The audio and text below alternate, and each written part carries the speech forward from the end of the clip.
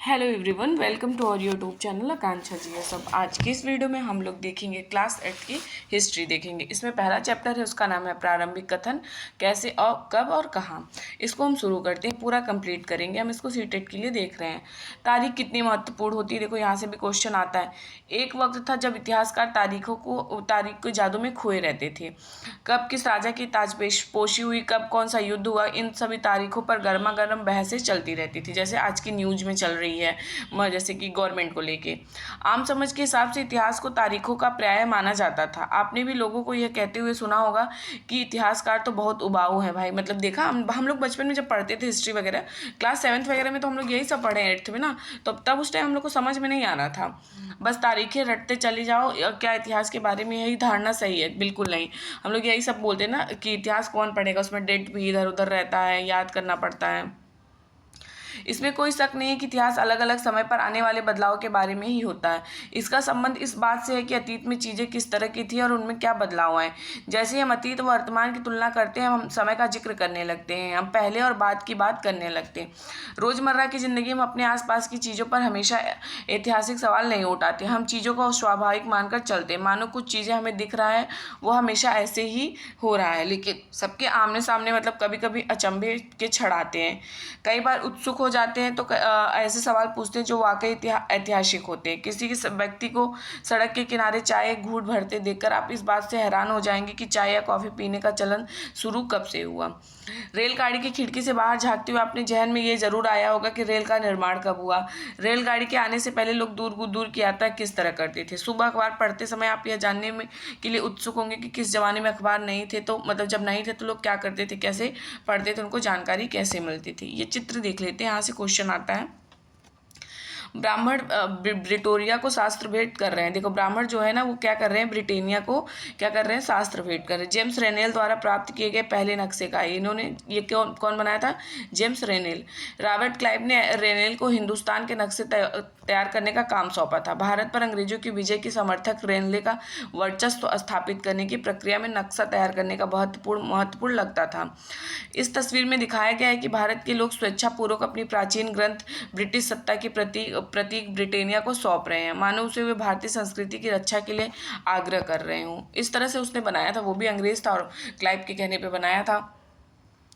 ये सारे ऐतिहासिक सवाल हमें ये इस बारे में बस सोचने के लिए प्रेरित कर देते हैं कि समय को हमेशा साल या महीने पैमाने पर नहीं रख के देखा जा सकता है। कई बार प्रक्रियाओं के लिए कई तारीखें तय करना वाकई गलत होती है, जो लंबे समय तक चलती रहती हैं। भारत में लोगों ने एक मतलब कि अचानक एक दिन सुबह सवेरे चाय शुरू तो नहीं किया होगा, मतलब अचानक कहीं से चाय आ गया, शुरू थोड़ी कर दी होंगी, धीरे धीरे आया होगा ना। इसका स्वाद धीरे धीरे उनकी जुबान पर चढ़ा था।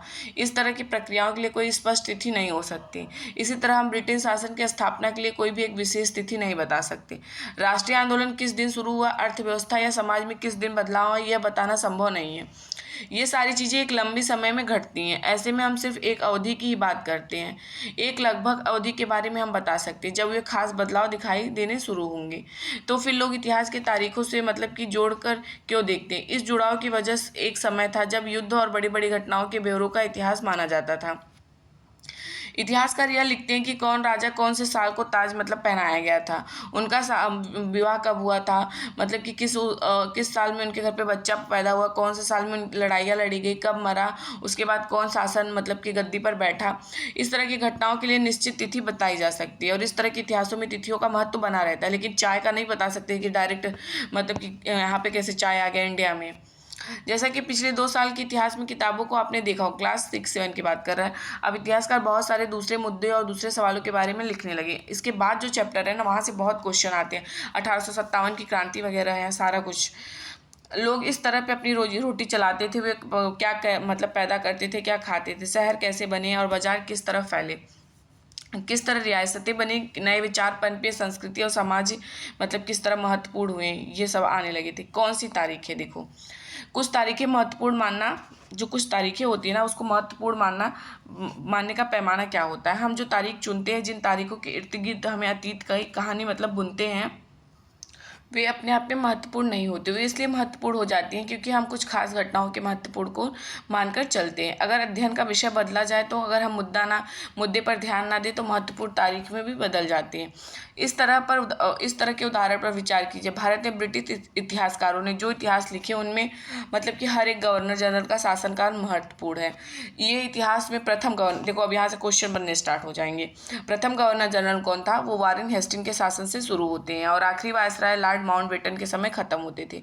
अलग अलग अध्याय में हम दूसरे गवर्नर जनरल जैसे हेडिंग्स हो गए और उसके बाद हो गए Wellesley, Bentinck, Dalhousie, Canning, Lawrence, Lytton, Ripon, Curzon वही है जो 1905 में बंगाल का विभाजन किया था के बारे में, हार्डिंग और इरविन के बारे में पढ़ेंगे। जैसे इरविन हो गया, गांधी और इरविन के बीच में समझौता हुआ था। बीपीएससी वाले में इस बार क्वेश्चन आया था गांधी और इरविन वाला।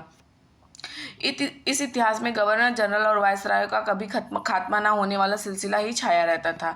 इतिहास की इन किताबों में बहुत सारी तारीखों का महत्व इन अधिकारियों की गतिविधियों, नीतियों, उपलब्धियों के आधार पर तय होता था।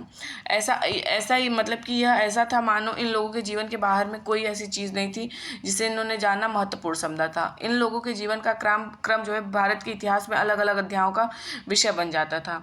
क्या हम इसी दौर के इतिहास में अलग ढंग से नहीं लिख सकते? गवर्नर जनरल के इस इतिहास के चौखटे में हम भारतीय समाज के विभिन्न समूह और वर्गों की गतिविधियों को किस तरह ध्यान से मतलब कि दे सकते हैं। जब इतिहास या कोई कहानी लिखते हैं तो उसे टुकड़ों या अध्यायों में हम बांट देते हैं। हम ऐसा क्यों करते हैं? ऐसा इसलिए करते हैं ताकि हर अध्याय में कुछ सामंजस्य रहे। इसका मकसद कहानी को इस तरह सामने लाना होता है कि उसे आसानी से समझा जा सके और याद रखा जा सके। इस प्रक्रिया में हम सिर्फ उन घटनाओं पर जोर देते हैं, उस कहानी को पेश करते हैं और मददगार होती है जो इतिहास गवर्नर जनरल के जीवन के इर्द गिर्द चलता है। उसमें भारतीयों की गतिविधियां कोई मायने नहीं रखती, उनके लिए वहाँ कोई जगह नहीं होती थी। तो फिर क्या किया जाए? जाहिर है हमें अपने इतिहास का एक अलग खाका बनाना पड़ेगा। इसका मतलब यह है कि अब जिन तिथियों को महत्व दिया जा रहा था वे महत्वपूर्ण नहीं रहेगी, हमारे लिए नई तिथियां महत्वपूर्ण हो जाएंगी।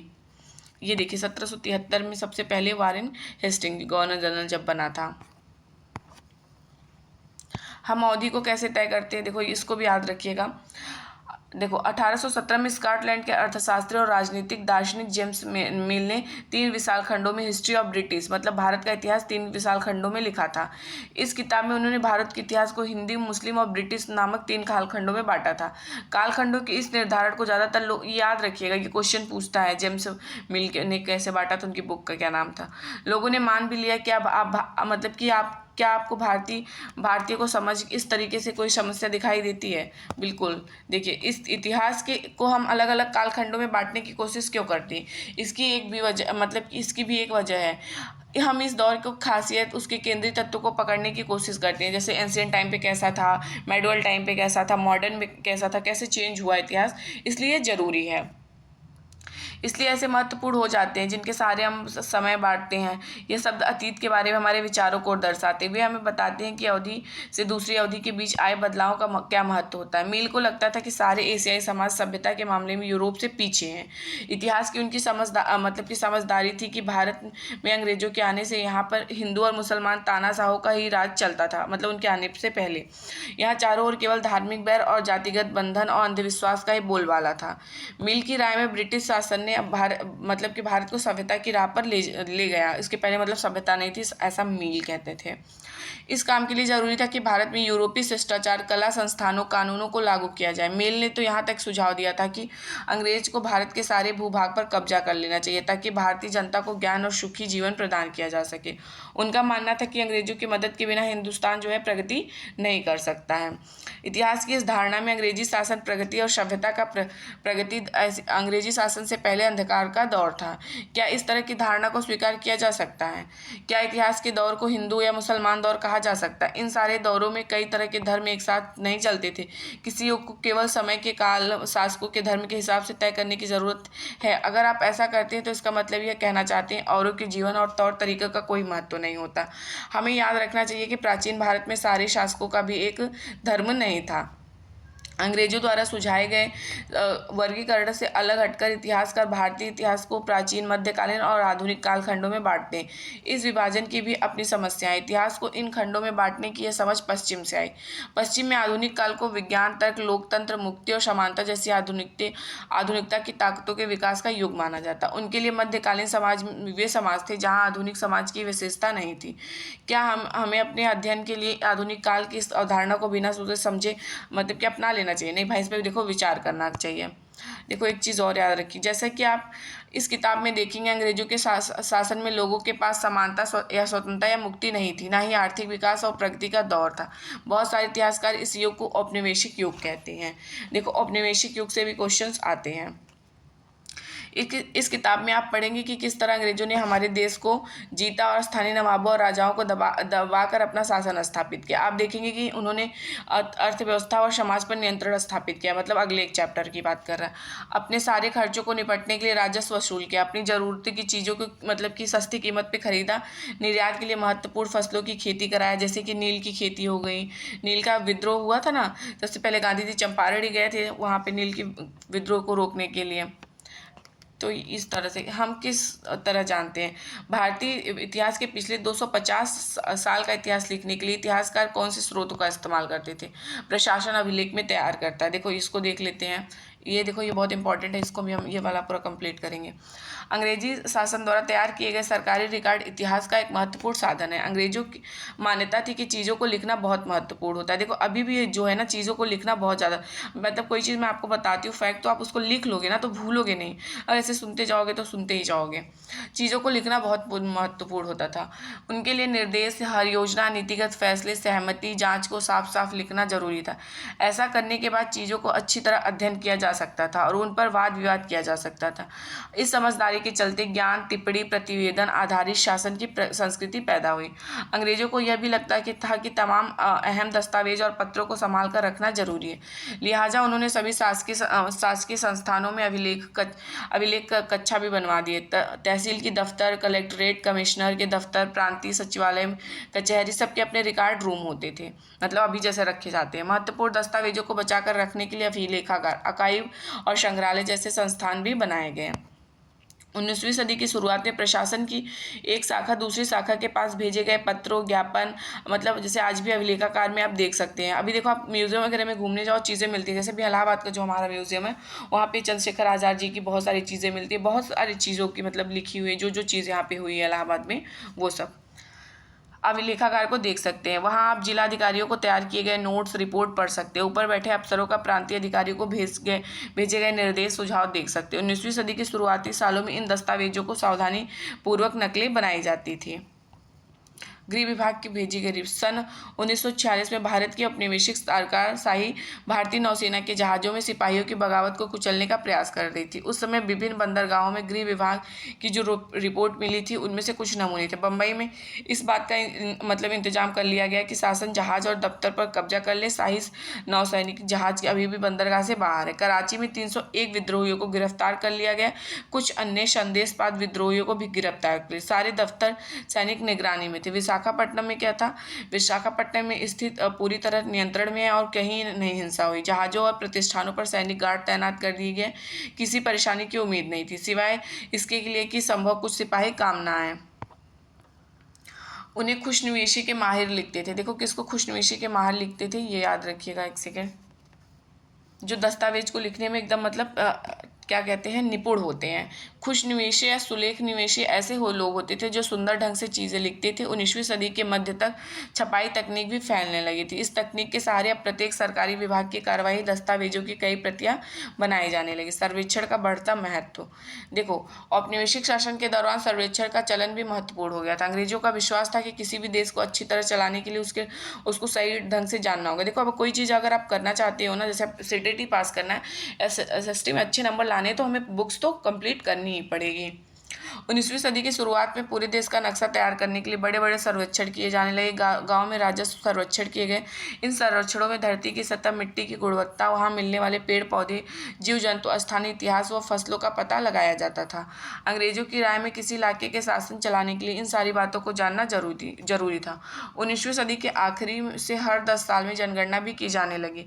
जनगणना के जरिए भारत में सभी प्रांतों में रहने वाले लोगों की संख्या, उनकी जाति, इलाके और व्यवसाय के बारे में जानकारियां इकट्ठा की जाती थी। इसके अलावा वनस्पति सर्वेक्षण, प्राणी वैज्ञानिक सर्वेक्षण, पुरातात्विक सर्वेक्षण, मानव शास्त्रीय सर्वेक्षण, वन सर्वेक्षण आदि कई दूसरे सर्वेक्षण भी किए जाते थे। अधिकृत रिकॉर्ड से क्या पता नहीं चलता। देखो, रिकॉर्ड से, विशाल भंडार से हम बहुत कुछ पता लगा सकते हैं, फिर भी इस बात को नज़रअंदाज नहीं किया जा सकता कि ये सारे रिकॉर्ड हैं। इनसे यह भी पता चलता है कि सरकारी अफसर क्या सोचते थे, उनकी दिलचस्पी किन चीज़ों में होती थी। देखो, इस चैप्टर में जो याद करने लायक था मैंने आपको पहले बता दिया, तो इतना ही कुछ था याद करने लायक इस चैप्टर में। बाकी हम अगला जो चैप्टर शुरू करेंगे वो बहुत ही ज़्यादा इंपॉर्टेंट है, तो प्लीज़ वीडियो को लाइक करिएगा, कमेंट करिएगा, चैनल को शेयर सब्सक्राइब करिएगा। अगर आपको नोट्स चाहिए तो ज़रूर से कमेंट करिएगा। उसके साथ SST पेडागॉजी भी है नोट्स के साथ। नोट्स की प्राइस 21 रुपीज़ है।